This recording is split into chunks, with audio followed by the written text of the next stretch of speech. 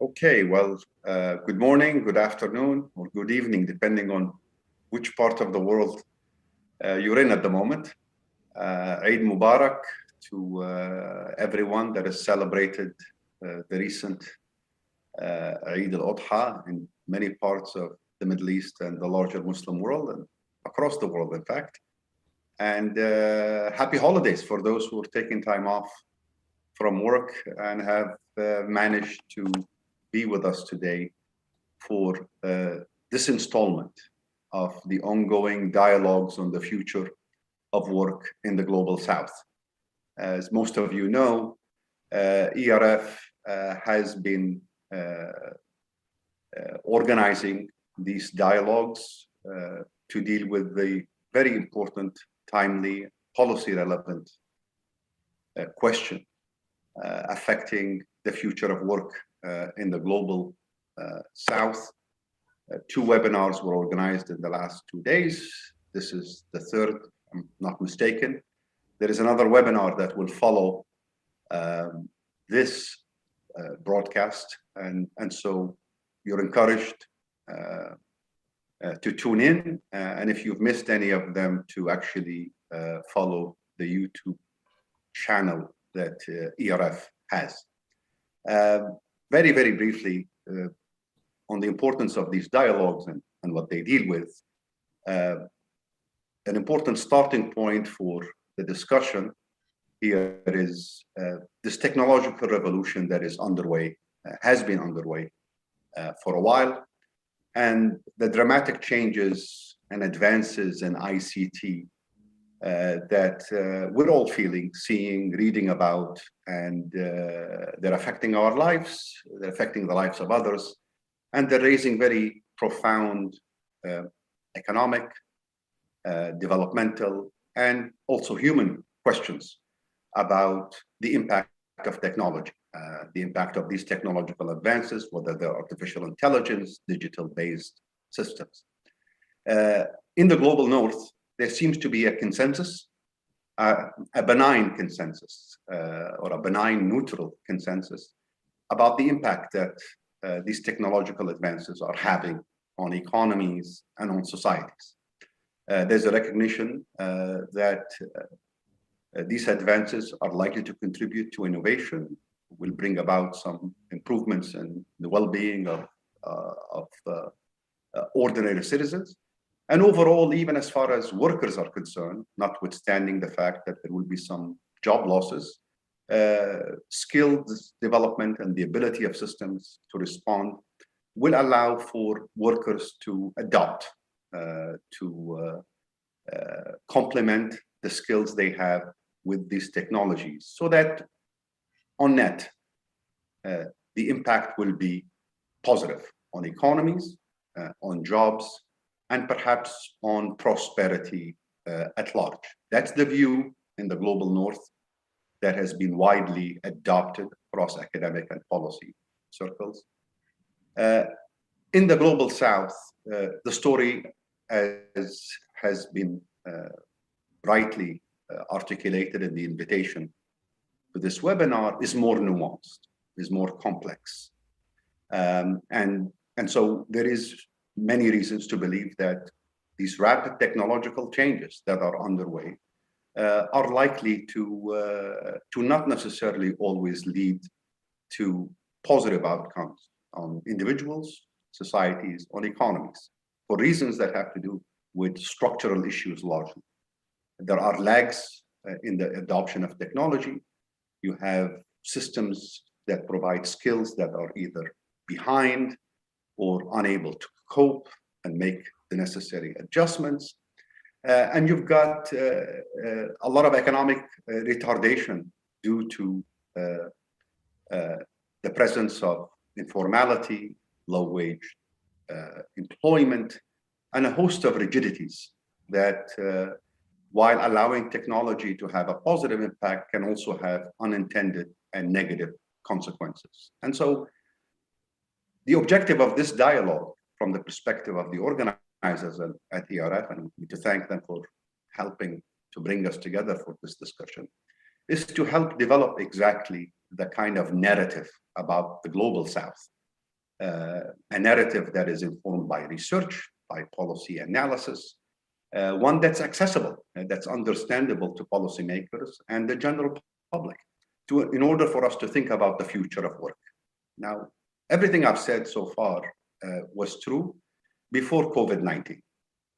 The last 2 years, we've seen some massive economic, socioeconomic, and developmental impacts on precisely the sectors and the workers for whom the future of work matters, especially those in the informal economies, those without social protection, those on low-wage employment, their ability to adjust, to withstand, to accommodate, and the institutional responses. And this is a panel that is focusing on institutions, labor market institutions, how they are able to cope, adjust, and respond to, on the one hand, the technological changes that I've noted, but also the COVID-19 dislocation that is still taking place around the region and around the world.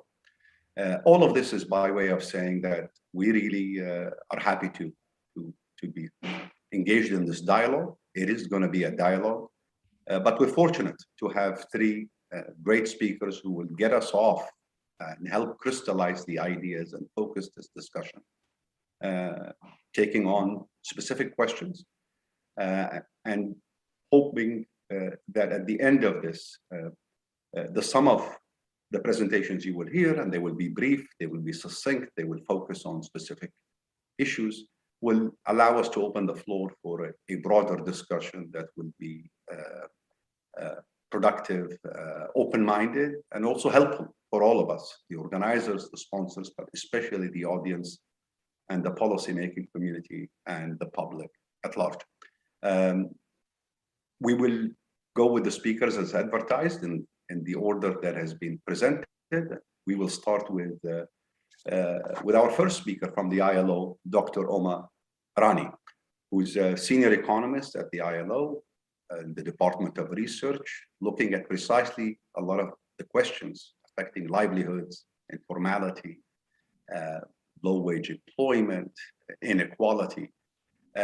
She's an academic, now a policy analyst, and an advisor to policymakers and governments from the ILO. She will take on two important questions that will hopefully frame the rest of the discussion today. The first question, this, I hope I'm not the only one feeling a bit of ignorance in this regard, it has to do with the so-called gig economy and the digital-based and the platforms for jobs and employment that have received a lot of attention. How much of this is taking place in our region? Do we have an assessment? Do we have any stock taking that has been done? This matters for the discussion we're having. And so if Oma could help us, or Dr. Oma could help us assess the magnitude of the challenge here, the size of the gig economy and these platforms, their size, and then perhaps help respond and articulate a few ideas about their likely impact on the region and what policymakers can do to ensure that technological change would have overall a positive impact on growth and job creations and livelihoods. All of this keeping in mind that in the post-COVID world, a lot of what we're talking about has a very different meaning than would have been the case just 2 years ago if you organized this discussion. So, Dr. Oma, the floor is yours. You've got 15 to 20 minutes to articulate your ideas, and we'll look forward to listening to you. Thank you, Tariq, and also to colleagues at ERF for inviting the ILO for this discussion and putting down some of the issues we think are very important. And good morning, good afternoon, and good evening, depending upon where you are based at the moment, and also Eid Mubarak to all. It's strange that one lives in a country like Switzerland and is completely disconnected with many of these festivals. It would have been a big thing back home in India.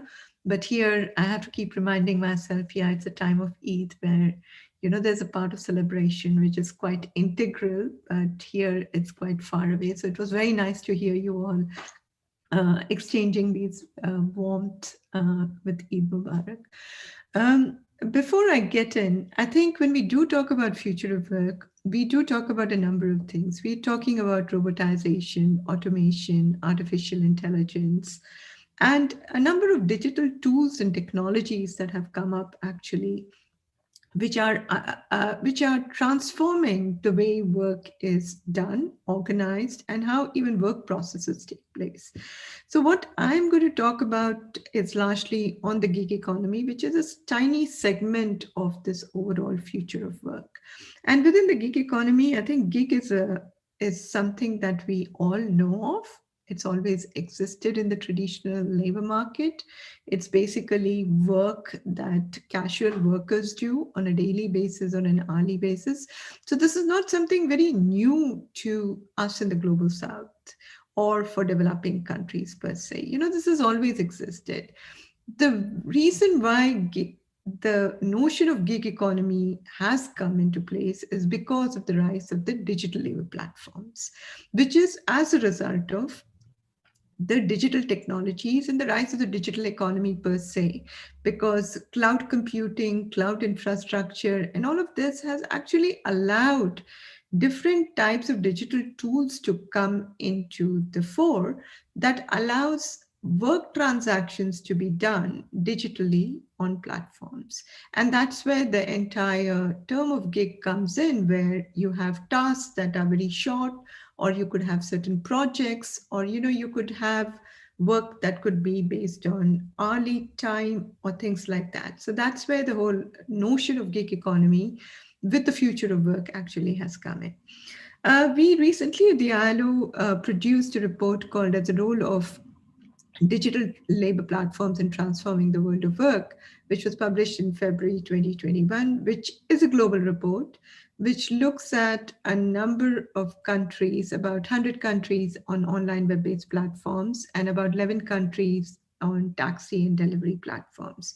Interestingly, there are a number of countries from the Middle East and North Africa region that are part of a survey in both the taxi delivery as well as in the online web-based platforms. So I won't be able to give you a complete stock taking of what it looks like, but I can give you a glimpse into what it looks like in this particular region actually. So we had looking at just these three elements. There's a lot more other than that. We zero down on online web-based platforms, which are freelance, competitive programming, or micro-task work that is done.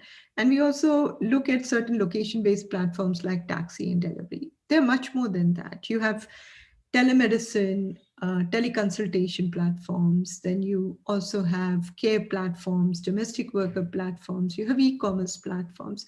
They've all grown in a big way. They've all been trying to create employment opportunities and income opportunities to people. But there are larger questions with regard to what extent do they actually go about doing this? So to start off, one thing I can tell you is that there has been a huge increase in the number of platforms in this region over the past decade. So they were, if you look at 2010 or so, there were very few platforms, say 2 or 3. And today in this region, you have about 54 platforms in just these 3 segments of taxi, delivery, and online web-based. And delivery is what overtakes largely. You have 38 platforms that are there out of the 54 which are in the delivery sector. And to a very large extent, you find that much of these delivery platforms, they originate from United Arab Emirates, and they're spread across not only in this region, but also other regions of the world. But overall, if you compare it with what it looks like to the global scenario, MENA region has only about 7% of the platforms. It's not more than that. While you have other regions of the world like United States, which has about 29%, you have India, the country, having 8%, and United Kingdom having 5% of the platforms. Now, within the taxi platforms, we did find that there were 9 platforms which were quite dominant, and within it, you see that Kareem from UAE and Get from Israel are the dominant ones. They actually dominate the entire market in a way. And similarly, in delivery, you do see platforms, though they originate, a lot of them originate in UAE. There are others from Egypt, a very high number come after UAE. And then you have Iran, Saudi Arabia, Israel, and other countries. And on the online web-based platforms, interestingly, there were only 7. And one of the famous ones, which is known world over, is the Fiverr platform, which is very popular both in Europe, Asia Pacific, and other parts of the world. And you find a lot of workers from these different parts of the world actually are participating in these platforms. Now, if you start looking at the investments into these platforms in the region, it's considerably small. It's about just 1 to 2% of the global investments. And interestingly, 96% of the investments on digital platforms are actually located in Northern America, followed by Asia, and then to a small extent in Europe. So there's a very clear digital divide that you see, where not only the platforms, but the investments and the revenues that come by are located elsewhere. And when you start looking at the question of revenue, which is about less than 1% coming out from the Middle East and North Africa region, while you find that 70% of the revenues are actually generated in just 2 countries, that is United States and China. So this is the broad picture for you to look at as to, in the broader picture, where does MENA actually sit? It sits quite a bit, it's a very small share. It's not something that has penetrated in a big way, but you do see that it's coming in. And there's a very clear digital divide that is happening. And within the entire MENA region, I would say the 2, 3 countries where it's a dominant thing is United Arab Emirates, Israel, and Egypt. This is where the concentration is. And Israel is bringing in a number of technologies which are helping a lot of digital labor platforms actually as they go by setting it up. Now, I think there's no doubt about the question that these digital labor platforms are creating income and work opportunities for a lot of workers. And one thing that we have seen within this region is it provides a lot of opportunities for those who are refugees and those who are migrant workers. Depending upon if you're talking about North Africa, it's much more the migrant workers, but if you're talking about much more the Middle East region, you do find a lot of refugees actually engaged in many of these platforms in a big way. And many of these workers on these platforms are young, but then they're not really so young. They're around the age of 35 years. But what is very important to note is that a lot of workers who actually work on these platforms are quite highly educated. This is even so in certain taxi or delivery platforms, which in many countries one would assume that they're not really, it does not require very highly educated skills, but you do find people with graduate or postgraduate degrees actually going and working on these platforms. And especially on online web-based platforms, you find a very large number of highly educated workers working on it. Now, this raises a fundamental question with regard to, why is it so that these platforms have got so much of attraction? And I'll come to that. Before that, I'd just like to make one point more is that in other parts of the world, much more in Europe and North America, what we have seen is that it provides a huge opportunity for women workers. And that is something that we were quite keen on looking at to see to what extent this is so in the MENA region, given the kind of cultural social norms that one lives in. And we found that this was not necessarily so. It was a bit more on online web-based platforms, but not so much on location-based platforms. And even there, I would say it's about 10% of the workforce, not much more than that. So it's completely different compared to what you look at in other parts of the world.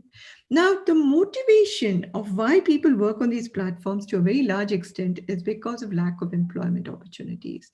It's because the labor market the traditional labor market is not able to generate employment opportunities, that has led many people to actually look for alternatives.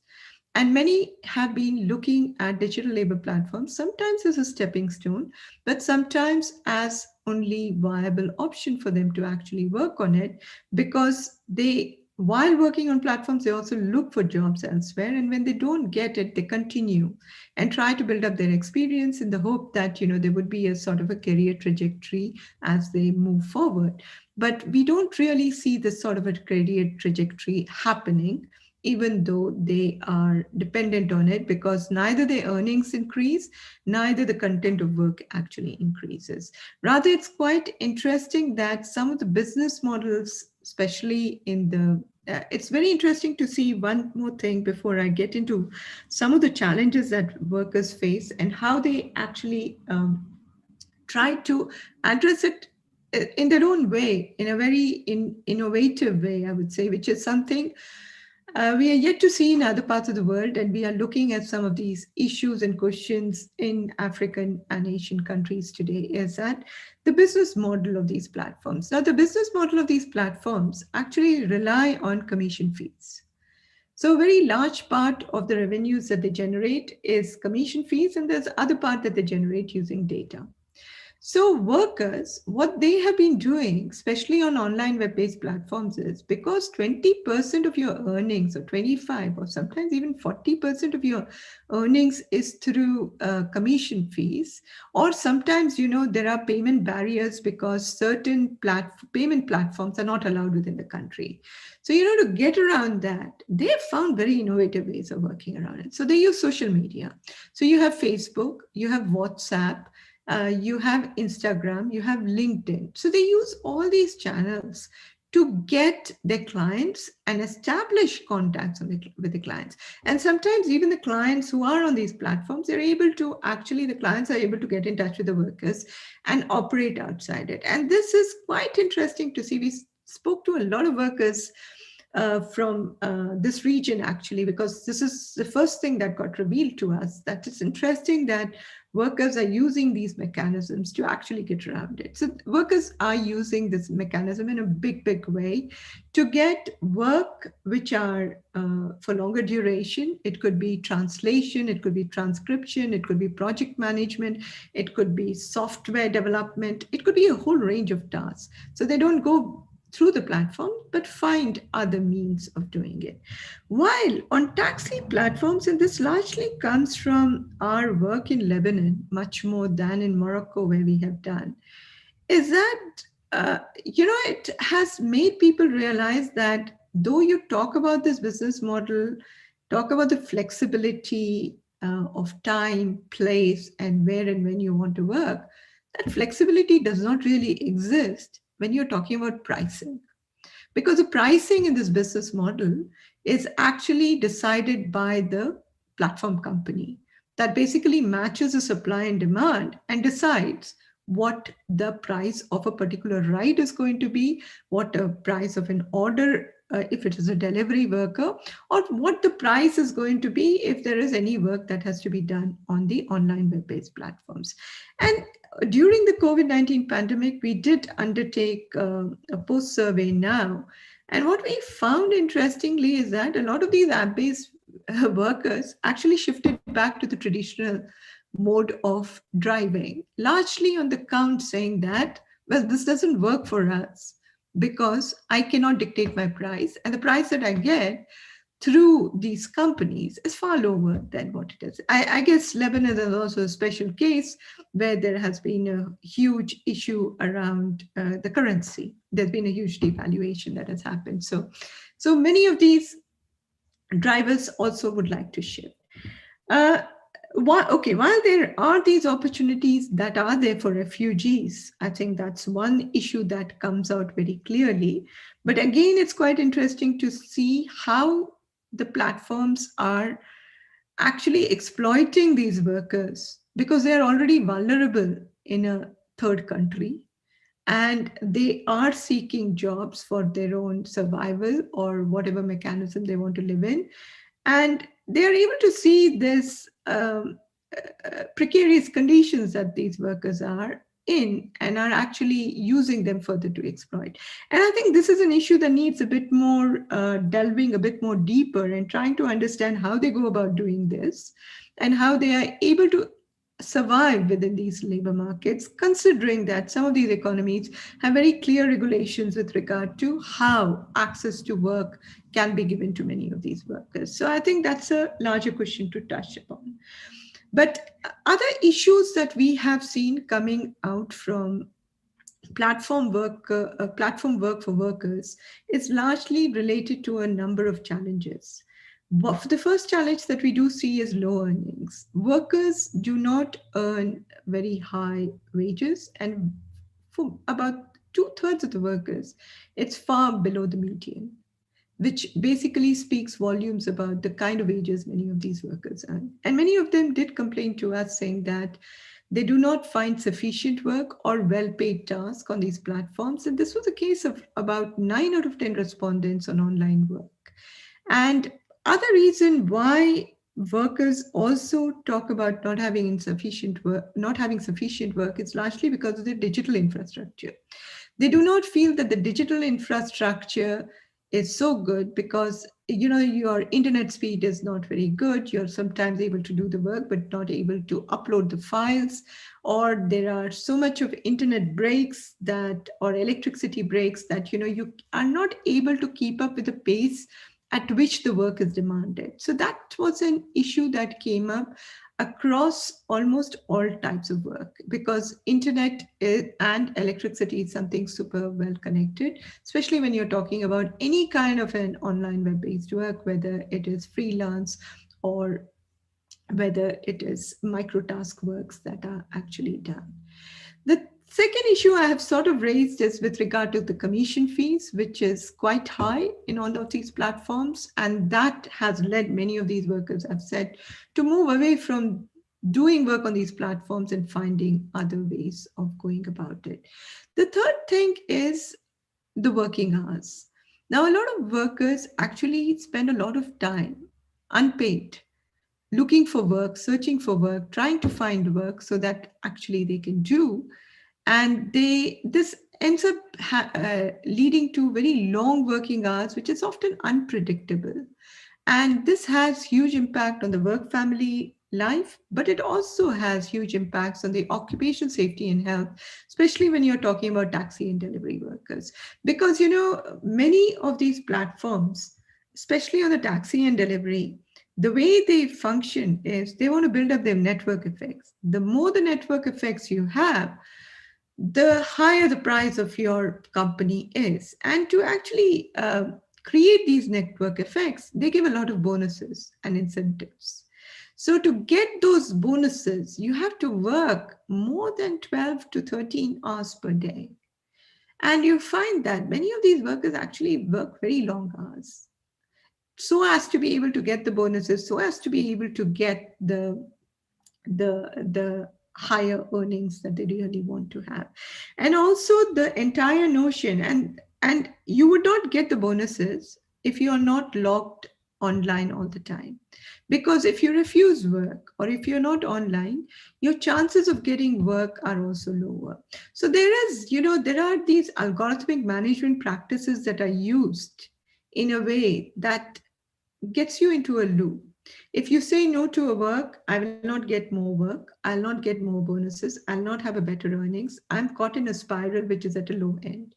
While if I accept work, then I have to keep accepting because I have to reach that bonus that leads to long working hours, which has impacts on work-time balance, and it can lead to huge occupational health and safety hazards. And many workers did express that also as part of the risks that they actually face while working on it. And another point that I'd like to make is we found, this is not specific to MENA region, this is something specific to all regions too, that there are huge gaps with regard to social security coverage. We found only about 20% of the workers on online web-based platforms having any sort of a coverage or health insurance for the workers, while in taxi and in delivery, it was far lower as far as coverage of any of these factors are. And finally, I'd like to end with saying that, the way the platform economy works and the way digital labor platforms have been advertised with regard to the flexibility and freedom to choose and freedom to work when you want, in reality, it is not the case. To a very large extent, ratings determines whether a worker can have access to a job or even access to a platform. A lower rating often leads to deactivation of workers from these platforms for temporary or even for permanent periods of time. And there's no dispute resolution process that exists in many of these platforms. So, if you have a problem, if your work is rejected, say on a microtask platform, you do not have another human to speak to find out why your work is rejected. You have the algorithm that rejects and rewards the workers. So, this kind of a mechanism has led to a kind of a situation where a worker is now at the mercy of a machine or an algorithm without much human recourse or a solution to actually handle how I can improve my work or how I can continue my work. So I think these are some of the challenges and repercussions of working on digital labor platforms. So I think as long as regulations come in and address some of these challenges, it would not be, it might provide some income opportunity, but it would be at a huge cost to the worker. Thank you very much. Thank you, Dr. Oma. This was very, very helpful. I think you raised a lot of profound questions for us. And that will, I think, be the subject of the two subsequent speakers. I encourage anyone in the audience who has questions, write the questions in the Q&A chat section here on Zoom. We'll come back to any questions, remarks, or interventions at the end. But I just felt you also did a good job in setting up the stage for our dear friend, Dr. Hassan Ali, who is a professor and dean of the business school at Nile University. He's been doing a lot of work in labor economics, financial economics, and he's been tasked with dealing with the broad question of informality. Where does informality fit in all of this? And what does informality mean in the gig economy? What does informality mean in these platform-based jobs? And can informal labor conditions, or those conditions we tend to associate with informality, the lack of social protection, low wages, add to it now questions about exhaustion, pressure, the fact you're a price taker, you're at the mercy of whoever owns the platform. What room for policy is there, Dr. Hassan? The floor is yours.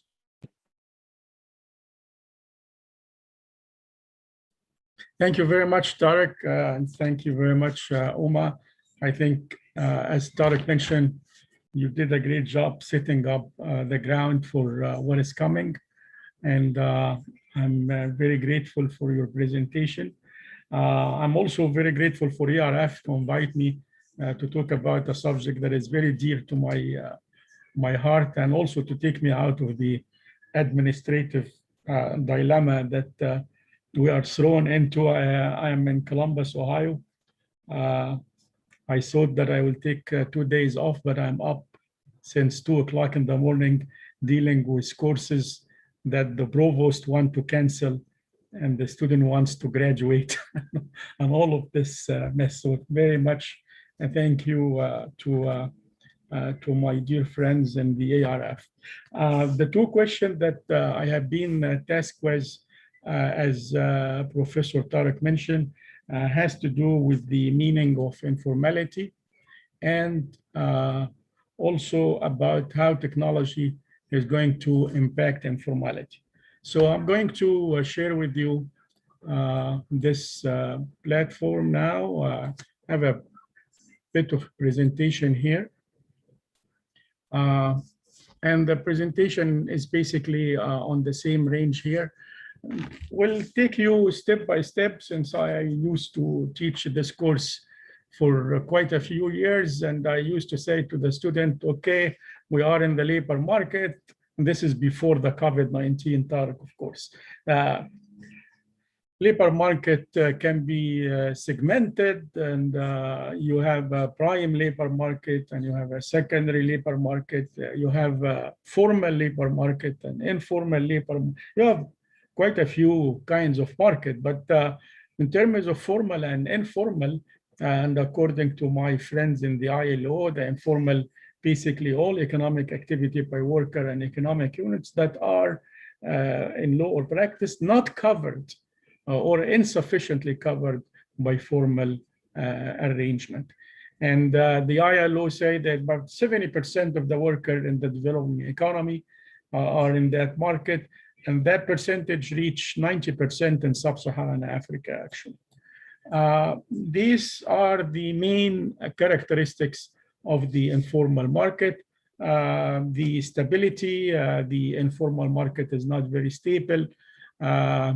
Human capital investment is not done there because companies are not going to benefit. And usually in the official market, you have higher compensation.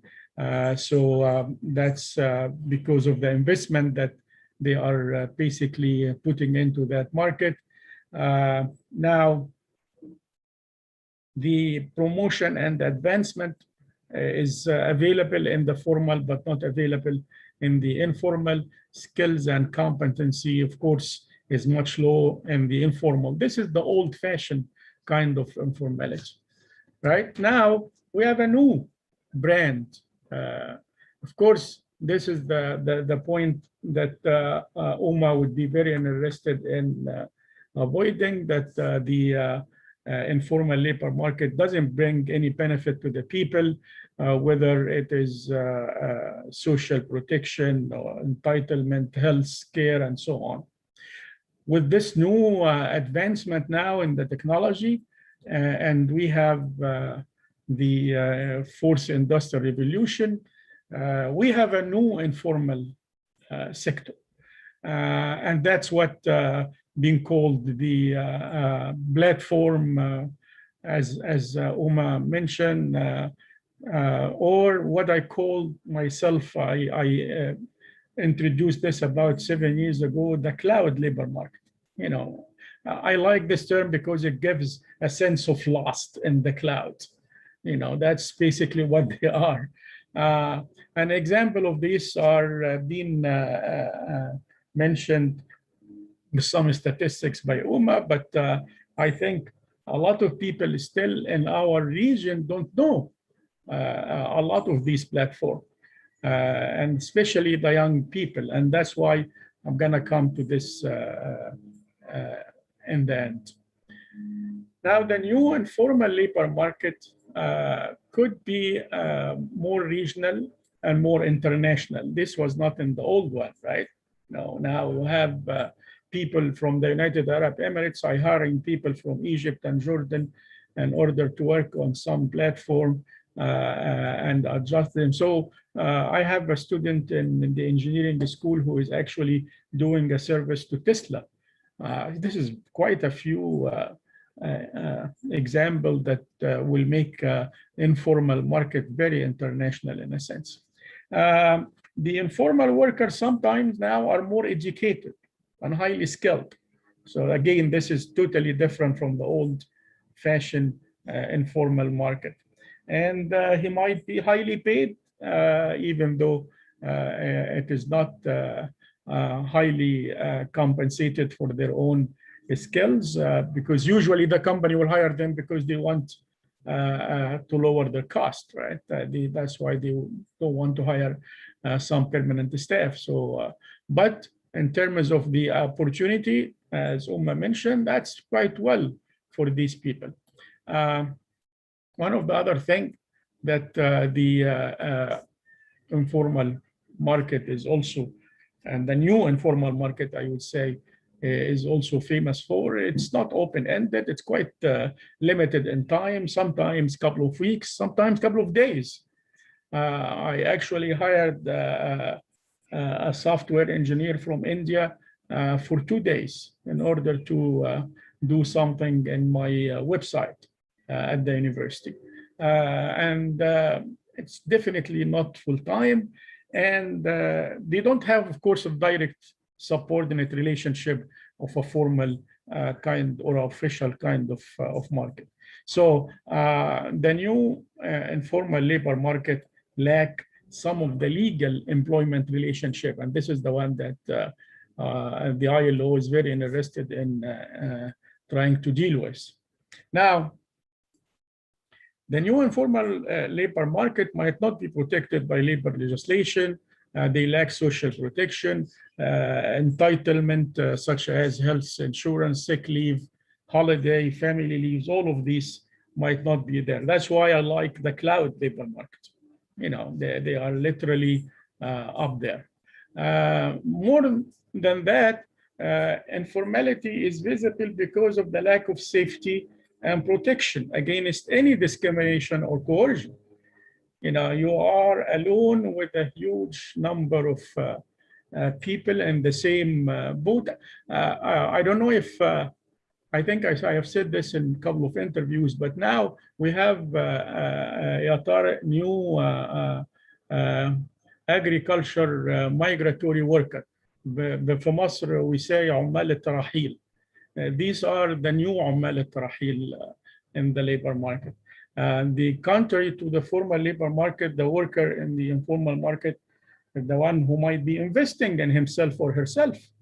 You know, just the opposite, in order to broaden, in order to widen their opportunity and promote themselves for advancement. So this is totally opposite of what we have in the official market. This is the dilemma that we are in right now. Yeah, we need the skills, we need the investment in the human capital. Of course, the companies are not going to do that because they can get the best and the brightest from all around the world now, not only from Southeast Asia or the Middle East, for very cheap prices. So the company are reaping the benefit of the individual investment in human capital. And that's another way to look at it. Now, the new informal worker might be engaged, of course, in more than one market, when, you know, talking about the gig economy, and might be engaged in both formal and informal at the same time. So we have the people working for the government or in a private company, but they are also driving Uber at certain number of hours and so on. So this change between the different markets are very loose. You cannot say that this person is in the informal market and sticking to it. He can be fluid between different labor market, whether it's informal or formal for that matter. And inside the informal market, I should have said this in the beginning, there are different grades. So you have the informal labor market in the platform that require very low skill. We're talking about the driving, the catering, food delivery, and all of these things. But in the meantime, we have a different kind of informal market that require a very highly skilled, as I said before. But both of them does require a bit of literacy, digital literacy, so to speak. But inside the informal market, you might have 3 or 4 grades if you want to make the division. So the new informal worker might be more flexible, more mobile, more agile than the traditional one that we used to have. Now, we can say that technology might be able to reduce or manage informality. Technological advancement, provide this platform marketplace or the cloud labor market to allow the effective technology to reach more people and move them from informal to formal sector sometimes. If that happens, good for these people. They need a broadband in order to trade goods, in order to connect to the platform. And this is not very hard to get by right now. Without any massive investment, you can scale and bring economic opportunity to millions of people. There are two specific examples I want to elaborate on them that will bring the idea of using technology to help people in the labor market. And these two examples are going to be explained in detail. But here is just a practical example of how technology helped reduce informality in Kyrgyzstan. They transform the nature and dynamic of the informal social network. So the new technology basically prevented corruption and reduced bribery. This is a major study that has been done in Kyrgyzstan. And it also created a transparent and efficient way to access the public service. Implementing some online payment platform, some accessibility to public service, in addition, of course, to the transparency that will allow the corruption to go down. But here is the one that I would love to talk about because I'm involved in some of these. The fintech. I think the fintech as a technology is having a major role in reaching the financially excluded individual. And not only individual, financially excluded firm give access to finance in the informal economy. The fintech, because of this, what they call financial inclusion principle that has been pursued by all the central banks around the region over here, can really facilitate a lot of movement to reach these people in the informal market, whether by identity verification, whether by promoting digital payment, or by improving the information environment. The Kenyan M-Pesa that happened about 2 decades ago is a very good example of that. And the potential is even higher for the fintech to include more people. Remember that this is one of the major shortcomings in our region. The unbanked people, percentage-wise, one of the least in the world still, with all of the efforts that have been done. When I was working for the African Bank, that's in it's about 2013, there was only 7% in Africa banked. Can you imagine that? I think now they have reached a percentage above 25%, or maybe higher. I don't have the exact figure, but this is really lifting people. You are giving people access to finance. Again, whether you are talking about firms, whether you are talking about individuals. So more and more, the fintech industry and the fintech startup and the fintech education is very much important in transforming the informal economy. The second one that I am also very interested in, it has to do with, I got the 2 minutes started, is the e-government, right? This is going to also lift a lot of people. There is now e-formality policy. Major study has been done in this area, where basically the e-government initiative is going to increase not only productivity, but improve the regulation, design of incentives, improvement of enforcement. So there are more to do about this. To make my point in 2 minutes, I think there are a couple of just suggestion or proposal that we need to use it in order to deal with the new informality, and the ILO should be the champion here. Integrated approach of tackling informality. we should not do it one piece mill at a time, but rather with a comprehensive approach where basically we are attacking all points at the same, all sectors and investment in human capital and so on.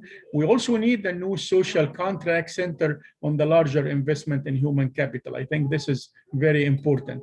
Last, in terms of practicality, we need something called the digital agent. As I said, a lot of people in our region don't know much about the platform that already exists. They can use it actually. So you need an agent, and the agent here is like a career or an employment center. We take these people, maybe you invest also in their training and their improving of skills, and provide them for the companies. And in the middle, of course, the agent will benefit as well as the informal worker as well. That's it. I think I'm going to stop here so I don't make my friend Tariq scream. Oh. Yeah. Thank you very much, Dr. Hassan. That was a very systematic and rich presentation. I think you helped unpack a lot of issues under the broad banner of informality, the fourth industrial revolution, and the gig economy. So thank you for doing so. In fact, I think you also set the stage for our dear friend Shireen to follow after this. Shireen Al-Azzawi is a lecturer in economics at the Levy School of Business at Santa Clara University. She's a dear friend of many of us at ERF. She's done a lot of work on labor markets, looking at informality, looking at inequality, and she's agreed to take on the question of what do policymakers do about all of this, and perhaps specifically thinking about informality. Is there room for policy reform, policy innovation to help maximize a lot of the benefits that Dr. Hassan has mentioned, and to minimize the costs and the risks that Dr. Omar had noted about the plight of informal workers and informality in general within the scope of the gig economy, the digital economy. So without further ado, Dr. Shireen, the floor is yours. Thank you, Tariq, for this introduction, and thank you, Dr. Hassan and Uma, for the excellent informative presentations. I also want to thank ERF for inviting me to take part in this rich dialogue.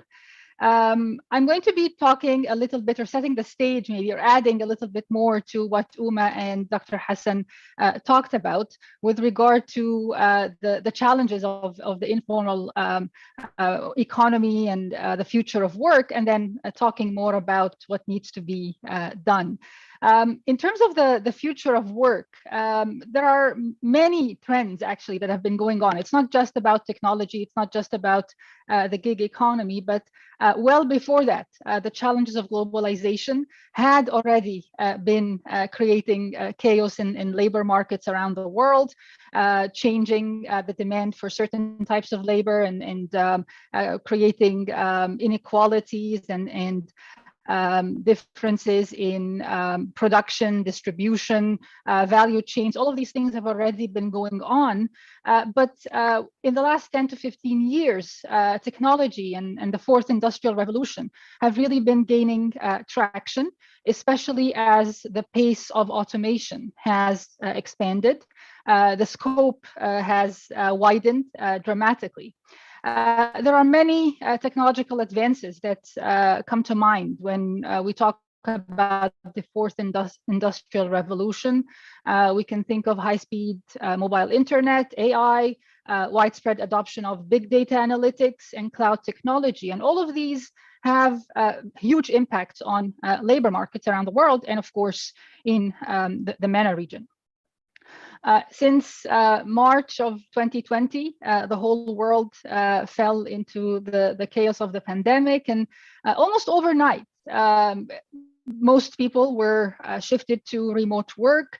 But then, of course, the ability to do remote work varies dramatically by type of work, by country, by access to technology. This has maybe facilitated or driven the move towards digitalization, towards automation, maybe even faster than it might have been had the pandemic not happened. And in terms of the risks, so the first question that I was asked to talk about, the risks with regard to the future of work, for informality, for workers who are at the lower end of the income distribution. The big question is, will the robots take our jobs? Maybe it's a good idea to step back and talk about what exactly a robot is. A robot is any device or algorithm that does what humans once did. It ranges from mechanical combines and thermostats to something like dishwashers and airfare search sites. So a lot of these things have been around for a long time, and not all of them are bad necessarily. Dishwashers have freed up a lot of time for people to do other more meaningful activities. But there certainly is a difference between robots and just physical capital.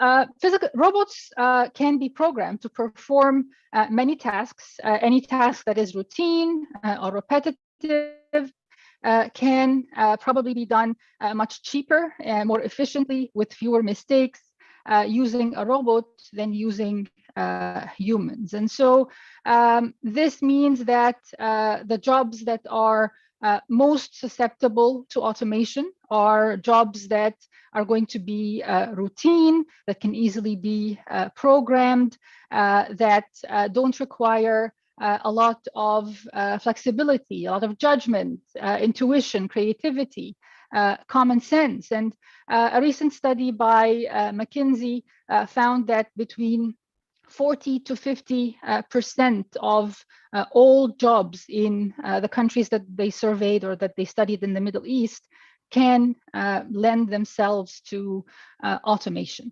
Now, of course, within this context, there is a very large difference, both between countries, but also within countries when we look at specific industries. And let me quickly share a graph here just to show what I mean by that.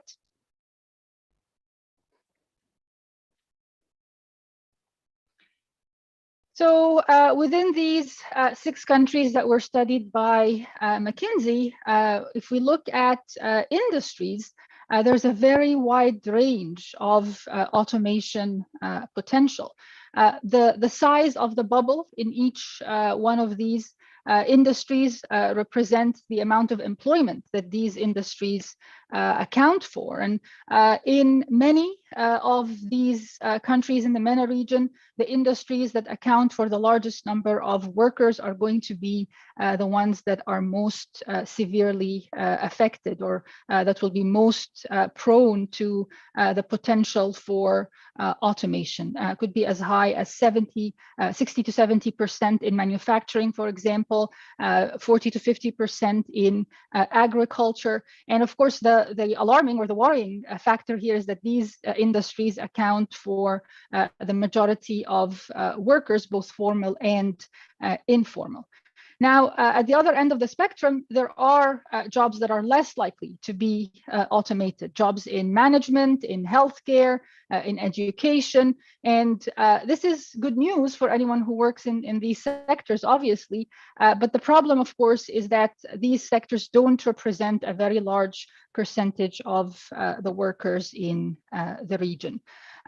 Looking more at the impact of this on the labor market, and this is data for the United States, we see that the jobs that are most likely to be replaced by robots or by automation are the lowest income jobs. And we know, of course, that in the Middle East and North Africa, these are the most common types of jobs. And so obviously we can expect severe impact on the labor markets as a result of this drive towards cost cutting, higher efficiency, and so on. A couple more graphs just to set the stage. If we divide all jobs into routine versus non-routine jobs, so basically jobs that can be automated or not, and cognitive versus manual work, we see that in the United States, for example, just because the data is more readily available, the only type of work that has really seen significant growth in employment is the non-routine cognitive work. And one more point about this graph, maybe if we zoom in on the period right after the Great Recession, is that during recessions, and of course the last year was a period of dramatic recession as well, many of the manual jobs that are routine and also routine cognitive jobs tend to disappear, and they never tend to come back. In fact, if we look at, again, the United States, just for the sake of comparison, all job growth since 2001 has been in non-routine jobs. And so this is something to keep in mind when we want to talk about the policies that the region is going to have to talk about. I don't want to repeat what Dr. Hassan talked about with regard to informality, but certainly informality is the huge issue that is facing labor markets in the region. Over 86% of young workers, those between the ages of 15 and 24, are informally employed in the region as a whole. Around 60%, sometimes more, of older adults are also informally employed in the region. And of course, this reflects deteriorating working conditions for the younger cohorts. They don't get the same opportunities that their parents and grandparents had. And we also have a lot of research that shows that they tend to be stuck in the informal sector, having a very hard time to graduate or to move out of it once they enter. Over the last year or year and a half, the big question has been who is able to continue to do the work, who is able to continue to work from home or to work remotely. And my own research in this has found that while for the region as a whole, it's relatively low, between 17 to 29% of all jobs could be performed remotely, depending on the country. For informal work or informal workers, the ratio falls to between a quarter and 1/3 of that. Again, depending by country. And for youth, the situation is actually more bleak in some countries. And in some countries, youth have the types of jobs that would lend themselves more to remote work, but not in all. Now, what does all of this mean with regard to the impact of the fourth industrial revolution, automation, on reducing informality? Traditionally, reducing informality involves calling for more formal contracts, having social security, healthcare, adding paid leaves. Now, all of this is going to become much more challenging, much more difficult to achieve within the confines of this fourth industrial revolution. Ultimately, it's going to raise costs on the employer. And if at some point the labor productivity is too low to justify using a worker, a machine would be easier to employ, much cheaper, much less of a headache. And so calls for formalization or attempts to increase the decency of jobs are, in my opinion, going to become a lot harder, especially given the kind of fierce competition in the globalized world that we live in. Economies all over the world are going to be trying to maximize their attractiveness and of course, instituting a lot of the laws and regulations that will make jobs more decent and more inclusive, or lead to an inclusive prosperity, is going to be even harder. Now, what are some of the institutional reforms or innovations that are needed to account for these new forms of work, hopefully striking the balance between improving the quality of work and ensuring decent jobs, while at the same time not completely eliminating workers from taking part in this type of growth and prosperity. And I'd say the number one policy has to be around education. It's all about giving the workers the right skills and being open to lifelong learning. So on the one hand, the types of skills that need to be emphasized in our universities and our schools need to go beyond just rote learning, and they need to emphasize critical thinking, problem solving, analytical skills, creativity, adaptability, interpersonal skills, communication, leadership. These are things that are hard to replicate by a machine. And so if we ensure that these are the types of skills that workers have, then the likelihood that they're going to be replaced by machines is obviously a lot lower. This is not an easy task. Can we teach creativity? Can we teach analytical skills or leadership skills? There are ways around it, and it's not easy. Definitely, it's something that's going to require a lot of research and development in actually how to teach these things. But already in many parts of the world, there are programs, there are competitions. My 9-year-old daughter took part in something called Odyssey of the Mind, where they give them what seems like a completely impossible problem and to solve, and they have to figure out a way to solve it as creatively as possible. To be honest, at the beginning, I was completely skeptical, and I didn't think there was any way they were going to solve it. But they did, and sometimes we can be surprised by the ingenuity of the younger generations. Now, one interesting thing that I think we should also keep in mind is that we should try to create a more holistic education system. So, well, technical fields, engineering, mathematics, computer engineering, all of these are important to provide some of the technical side of the skills that the education system needs to provide. It should be combined with liberal arts fields that provide a more in-depth understanding and appreciation of the real world. A lot of these other skills that are not always present in our engineering or our technical curricula. We are going to need to shift our thinking from what we learn to how we learn.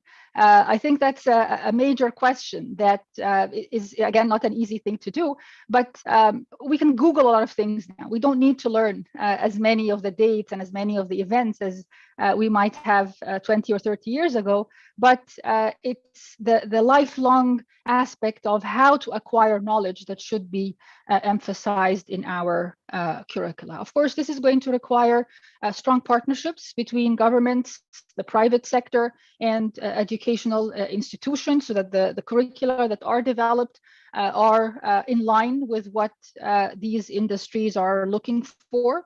We are going to need to invest in the development of these curricula, to do a lot of research, to spend a lot of money to come up with the correct dissemination and assessment tools. The second recommendation would be to ensure that there is emphasis on lifelong learning within the industries. There should be incentives to employers to fund and support reskilling initiatives and job training programs. Governments can help by providing tax breaks, wage or social insurance subsidies to encourage these initiatives.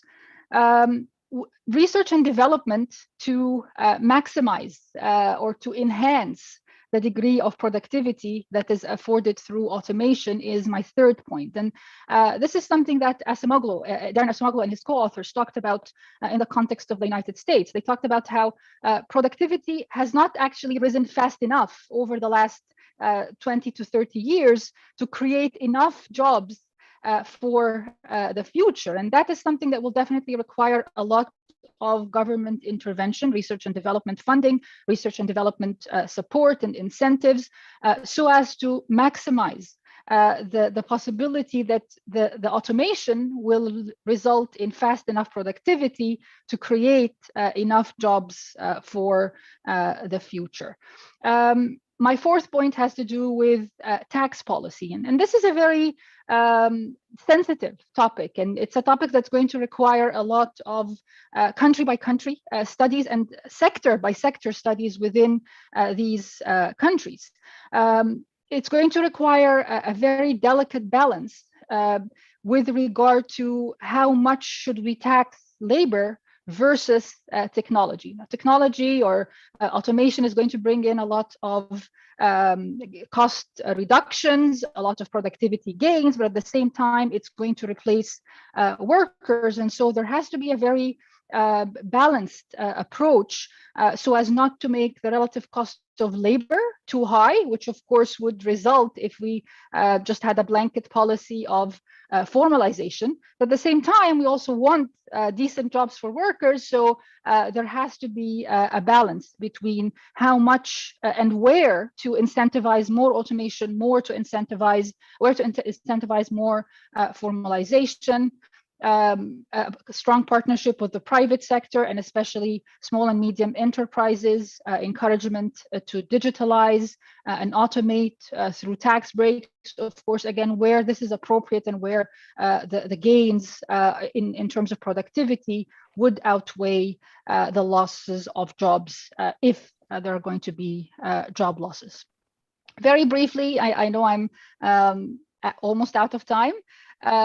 We can also focus on investing in the IT infrastructure, connectivity, cloud computing, the basic infrastructure that's going to facilitate the ability of firms and individuals to actually take part in this fourth industrial revolution. Of course, as the common recommendation is overhaul the regulatory framework, ensure greater profitability for the private sector, increase competition. All of these are obviously common sense recommendations that will definitely help in this context. And then finally, last but not least, strengthen the national social protection system. There's a need for coverage that doesn't necessarily rely on employment.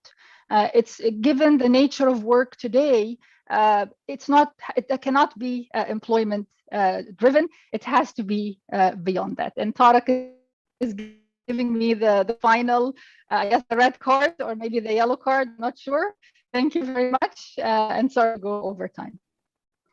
Thank you, Shireen. You've packed a lot of very relevant and important material in what was still a very short presentation in terms of time, but very rich in terms of content. Unfortunately, we only have about 11 minutes for the rest of this webinar, and we want to use them as efficiently as possible. And one thing perhaps we could do, I've taken note of some of the questions that have come through. I'll just read out some of the questions, direct them to you. And I'll start with Uma, Dr. Uma, who was asked a question about the benchmark for comparison of jobs. Why are we comparing jobs in the gig economy, the question was, to jobs in the formal sector, as opposed to jobs in the gig economy, to jobs in the informal sector, given that a lot of the gig economy thrives on recruiting and employing workers with conditions or with backgrounds and on terms that more resemble the informal market. That was a question directed to you, Dr. Uma, if you would be so kind as to respond. but also take a minute or two to respond to what you've heard from Dr. Hassan and Dr. Shireen in terms of a broad set of remarks. Please go ahead. Dr. Tariq, may I just interrupt and bring your attention that you've got two hands raised, Dr. Ibrahim Al-Badawi and Mr. Hisham Jabi, and I believe they would want the floor. Thank you. I'm happy to take these questions and then respond together. Thank you, Tariq. Shireen, we can do that. We can take the questions from the floor or the requests for interventions, and then come back to the panelists for their responses. So perhaps we'll start with Dr. Ibrahim Al-Badawi.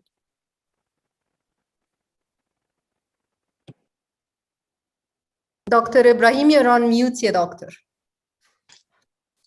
Thank you very much, Tariq. It's really extremely stimulating and very profound discussions.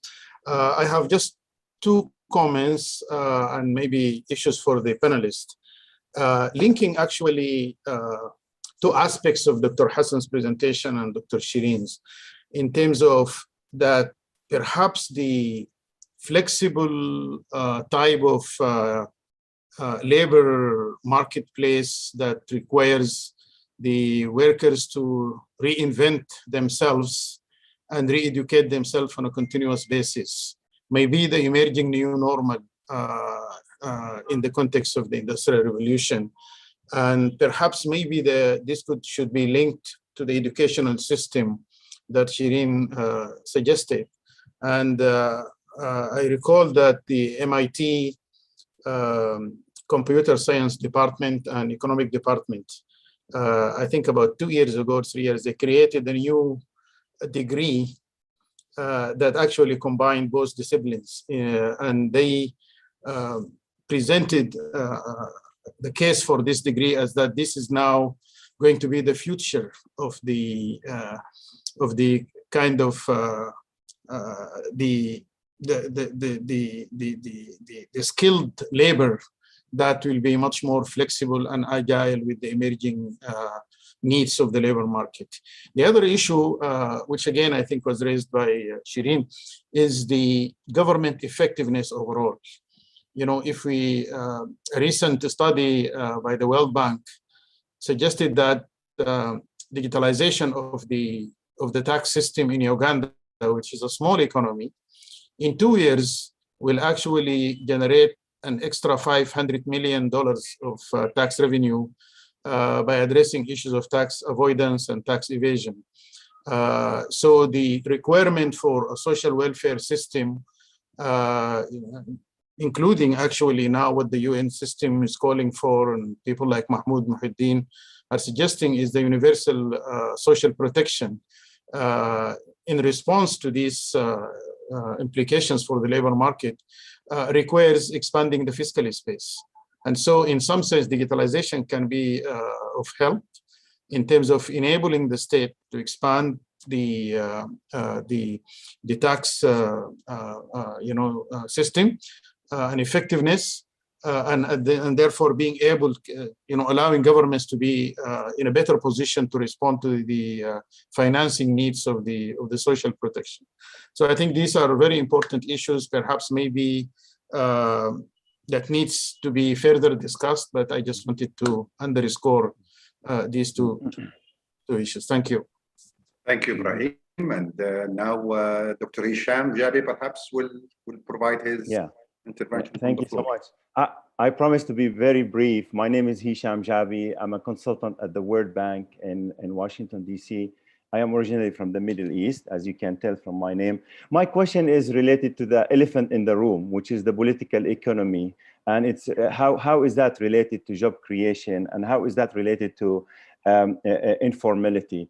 I think informality is a symptom for a bigger problem. we all understand that the incumbent and the state-owned enterprises are, I don't know. I mean, they have a role to play. We understand, but it's disaster if we want to really look at the issue from contestability and from scalability and from easy entry to the market and easy exit also to the market. That's That's a critical problem. That's the elephant in the room.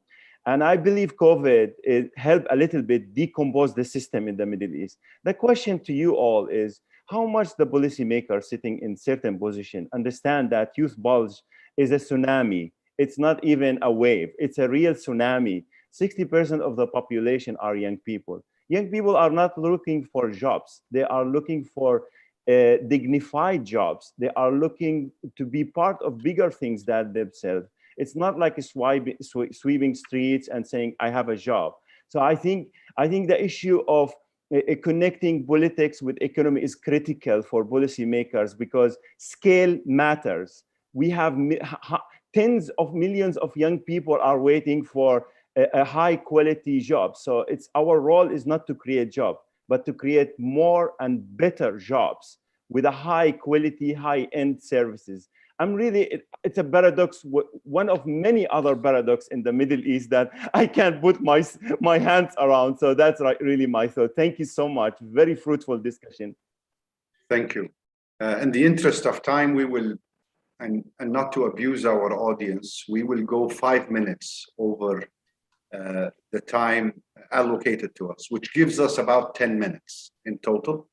If we divide them efficiently, Dr. Omar will go for 3 minutes, responding to the initial question and the subsequent remarks from the floor that came.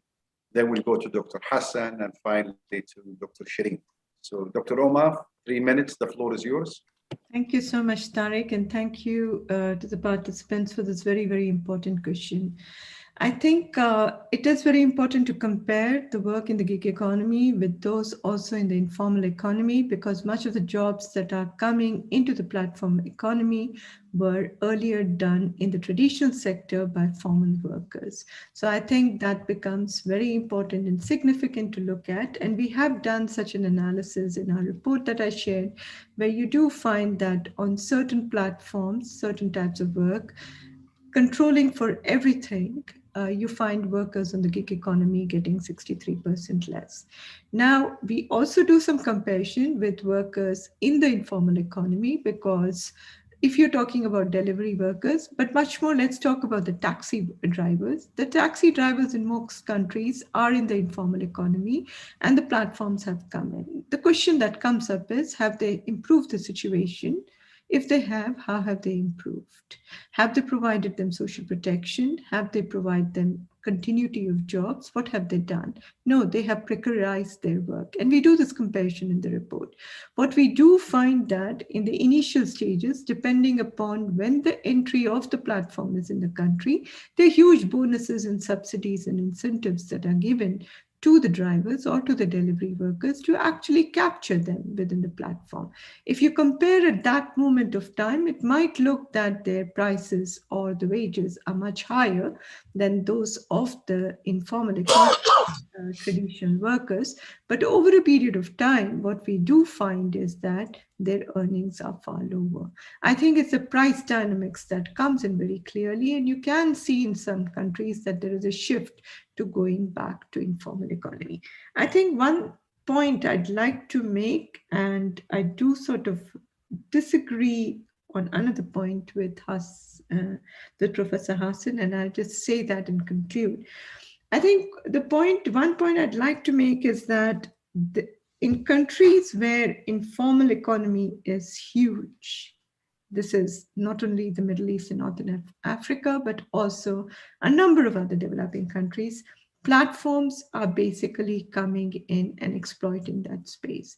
If they would improve the situations of the workers, I don't think it would be a problem. Rather, what is happening is the worsening of the conditions, because the freedom and space that is given for many of these workers is actually not there. This is a point of disagreement I do have with Professor Hassan, where he wanted digital agents to come in and inform about the employment opportunities that are there in the economy. I would be very cautious about that. I think before we sort of try to say that this is the kind of employment opportunities that are there and that should be utilized by the young workers. You need to ensure that these are much well regulated. I think otherwise it becomes very problematic. And I think Shireen did a great job of listing out what these regulatory mechanisms could be. And the final point I'd like to make is what Ibrahim said.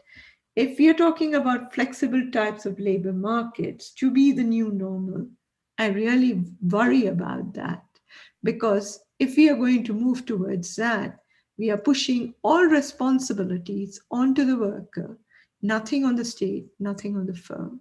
Can we rethink and reassess this before we try to push for a flexible type of labor markets as a solution for the kind of employment problems we face in many countries? And thank you so much for having me for this discussion. Thank you, Dr. Omar, Dr. Hassan. I think I saw that one coming. I would also add to it, perhaps by way of addressing one of the questions that Ibrahim had put on the table, and that is the provision of some sort of a national, universal, perhaps social protection as a way of promoting the sort of outcomes of labor markets that would be consistent with dignity, with decency, and with human development. 3 minutes. All right. Thank you, Omar, and thank you, Tarek. Let me handle the easy one first. Ibrahim talked about basically the overhaul of the education system. I think that's very important, and I'm not saying something here to blog the institution I'm working with, but we do have a master in business analytics in cooperation with the computer science, and we do have a diploma in big data also with computer science. So this has started, and I think this should be the trend. We have a lot of things to do. We have a boot camp for blockchain. We have huge now projects on fintech. So this has started, Ibrahim, but I think you are 100% correct that this should be the mode rather than the exception. In terms of the education, universal education and lifelong learning, we have been talking about this for a long time, but I think what is more important is the transformative training. I think as a whole, we do need programs done on a massive scale for transformative training that can be really transformative, and be basically taking graduate, whether graduate of high school or graduate of college, and give them, as I said, either boot camp or short-run training to let them know about the tools of the fourth industrial revolutions. There are 7 phenomena being listed in Schwab's book that really people in our country need to know about. All right, in terms of the agency, I think I am, because I am a practitioner in a sense, I know that the government is not going to do a lot in order to invest in the human capital by the degree, the massive degree that we need. So we do need a medium in between, and the medium needs to have some kind of motivations. So if we have a good agent that will basically collect these people, invest in their transformative training, invest in their education in order to make them, in a sense, more fitting, and to collect also the opportunities that exist, there would be a win-win situation. I am 100% cognizant of what you are worrying about, because I remember I mentioned something about the migratory agriculture worker, عمال الترحيل, and those were examples of exploitation by the agent, so to speak. So I'm very much cognizant of that, but I think we need a form of intermediaries between the market and the workers in the informal sector in order to make them more fitting, and in the meantime, in order to show them the way forward. This can be, again, you need a regulation. We don't have, Ibrahim talked about the fiscal space and so on. And if you talk to people in the street in the region, they will really complain about taxation, complain about what is going on. So we have to have a way, innovative way, in order to make people more, in a sense, productive in that sense. But I sympathize. I know where are you coming from. If we put the good regulation, then we could benefit from this idea. The question by Hisham about the political economy, I think it is always the elephant in the room, and it's always going to be there. I don't think we are able to get rid of it, but as I said, we have to have some motivation for groups or for the private sector to get into the poll and try to find a way for these people to or to give them incentives in order to make the informal sector more productive. I think I'm okay with the 3 minutes, Tarek. Thank you, Dr. Hassan. That was very well done. Last but not least, 3 minutes goes to Dr. Shireen, whom I note also, in addition to the other comments made, seem to have a very sanguine, if not benign view of technology, and put the onus on workers to essentially adjust themselves to maximize the benefits, and perhaps somebody else will have to worry about the risks. Just wanted to note that and to perhaps draw our attention to a recent development in the I've not abused the time of the panel, so I'm going to do it right now. I think most people have taken note of the fact that the G7 countries have gotten together recently and agreed on common regulations of international tax regimes with the view of maximizing revenues and ensuring they are able to sort of to harmonize. Why not think in terms of regulatory cooperation to bring big techs, especially the big platforms, the trendsetters, the ones who have immense market power, to abide by certain norms and expectation when it comes to social protection. Now, this might seem fantastical a year or two ago, but look at the US, the recent empowerment of the FTC, and the new drive to bring antitrust regulations to try to do something about the power wielded by big tech companies and the awareness of the immense social ramifications. Just to add this to your 3 minutes, go ahead, Dr. Shireen. Can I, Thank you, Dr. Tarek. Yes. If you don't mind, Shireen, can I also follow on Tarek's and abuse for half a minute? Because I think the issue of the political economy is so crucial. And Hassan was saying something, Dr. Hassan was saying something about the compliance with effort of taxation. I just wanted to highlight a point raised by Shanta Devarajan from Georgetown, a former World Bank. He's developed a very interesting political economy model, linking actually kind of completing the loop, linking cash transfers and family support to the ability or perhaps the possibility of the government moving from the bad equilibrium in terms of the perception of people, that we pay taxes to governments that are irresponsible or corrupt, and therefore even if we have to keep our money at the expense of limited public goods, we prefer that. You know, the barometer actually data in Africa and the Middle East showed that in a very clear way.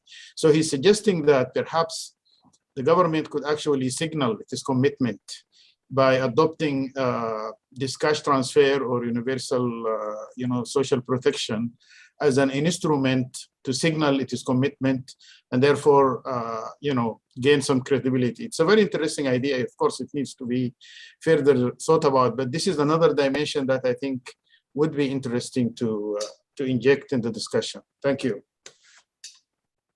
Now even less Thank time. you, Dr. Ibrahim.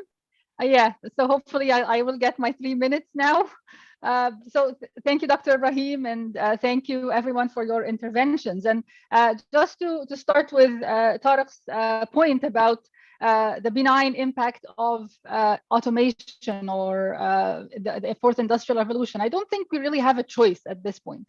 The train has already left the station and we either catch up with it or we get left behind. And in everything that I mentioned, I did talk a lot about the very strong role of government in facilitating curriculum innovation, in facilitating lifelong learning, and providing incentives for firms and for individuals to learn new skills and to go back to school and learn the kind of skills that would help them take advantage of this new type of technology and new type of work. And as Dr. Ibrahim and Tariq also mentioned, there's a lot of room for an international integrated tax policy here, and by extension, social protection policy that can use or will require this type of international tax policy. And at this point, we really have few choices in terms of what private individuals can do other than to upskill, to reskill, while governments, businesses, they are the ones that are going to have to come up with the funding. And at the same time, the capital here is going to have to be taxed as much or sometimes even more than labor in order to create this balance between hiring workers and going for the machine. So a lot of work has to go into studying what is the ideal balance that needs to be achieved, but it is something that we really have to deal with rather than, do we have a choice of automating or not? Thank you very much. Thank you, Dr. Shireen, for sticking to the 3 minutes. On behalf of my colleagues at ERF, I want to thank the panelists for really enriching the discussion today, as Ibrahim noted, providing a set of very stimulating ideas that will start, hopefully, a debate, and a debate that will continue as we learn more about the state of the regional economy in the post-COVID-19 era. This is a stock-taking exercise, a research agenda type of a discussion today. I look forward, like many of you, to ERF assuming a leadership role as it has on so many issues in the past, in advancing this agenda, advancing the policy questions, and helping to refine the recommendations to policymakers on how to best maximize the opportunities and minimize the risks. I think we've had a very productive 1 hour and 45 minutes. I want to thank all of you, especially the panelists, for making this possible. From my side, I want to thank ERF for organizing it, and would like to hand over the mic back to Shireen, if she's still there. Shireen? Absolutely. I'll just join you in heartfelt appreciation for a very rich session, and thank each and every one of the panelists. We're really grateful, and invite you to join us in about 15 minutes, should you wish, to our next panel on demography and labor market with Dr. Zafiris Thanos, with Dr. Nader Qabbani, Dr. Raghi Asad, Dr. Caroline Kraft, and Dr. Ghada Barsoum for another very exciting session, and the final session tomorrow on inequality. And with that, I really, really, really thank you all for a very rich discussion. Thank you. Thank you. Bye. Thank you. Bye. Bye.